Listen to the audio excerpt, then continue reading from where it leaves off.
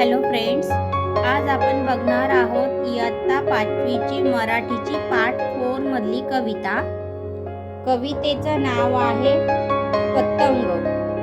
मराठीची आहे ही कविता 26वी। तर आज आपण ही रीडिंग करायला सुरुवात करणार आहोत। पतंग उडवू चला गड्यांनो, पतंग उडवू चला, पतंग उडवू चला गड्यांनो, पतंग उडवू चला।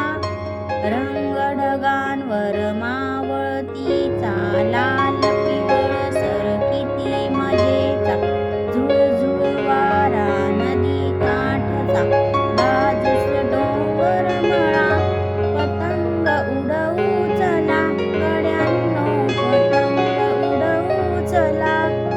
करू चला सुरुवात बरोबर, सोडा सोडा रीळ भराभर, पतंग चढवा हे वाऱ्यावर, ढगांस भेटायला, पतंग उडवू चला गड्यांनो, पतंग उडवू चला।